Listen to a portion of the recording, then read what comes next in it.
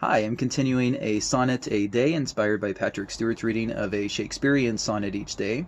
This is a gospel sonnet by Ralph Erskine.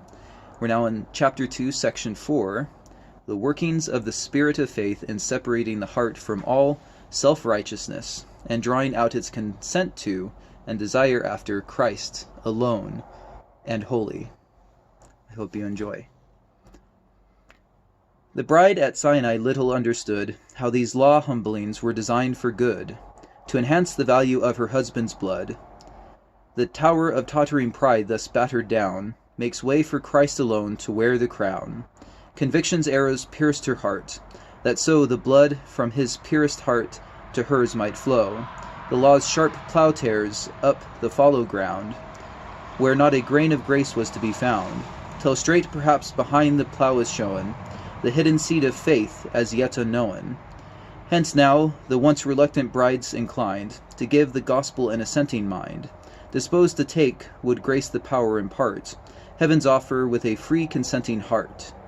His spirit in the gospel chariot rides, and shows his loving heart to draw the brides, though oft in clouds his drawing power he hides. His love in gracious offers to her bears, in kindly answers to her doubts and fears, resolving all objections more or less from former sins or present worthlessness, persuades her mind of conjugal consent, and then empowers her heart to say content. Content to be divorced from the law, no more the yoke of legal terms to draw, content that he dissolve the former match, and to himself alone her heart attach, content to join with Christ at any rate, and wed him as her everlasting mate. Content that he should ever wear the bays, and of her whole salvation have the praise. Content that he should rise though she should fall, and to be nothing that he may be all. Content that he, because she naught can do for her all her work, and in her too. Here she a peremptory mind displays, that he do all the work, get all the praise. And now she is, which never till now took place, content entirely to be saved by grace. She owns that her damnation just would be, and therefore her salvation must be free. That nothing being hers but sin and thrall, she must be debtor unto grace for all. Hence comes she to him in her naked case, to be invested with his righteousness. She comes as guilty to a pardon free, as vile and filthy to a cleansing sea, as poor and empty to the richest stock, as weak and feeble to the strongest rock, as perishing unto a shield from thrall, as worse than nothing to an all in all. She, as a blinded mole, an ignorant fool, comes for instruction to the prophet's school. She, with a hell-deserving conscience breast, flees for atonement to the worthy priest. She, as a slave to sin and Satan, wings her flight for help unto the King of Kings. She all her maladies and plagues brings forth to this physician of eternal worth. She spreads before his throne her filthy sore, and lays her broken bones down at his door. No might she has to buy a crumb of bliss, and therefore comes impoverished as she is, by sin and Satan of all good bereft, comes even as bare as they her soul have left, to sense as free of holiness within, as Christ, the spotless Lamb, was free of sin. She comes by faith, true, but it shows her want, and brings her as a sinner, not a saint, a wretched sinner flying for her good, to justifying, sanctifying blood.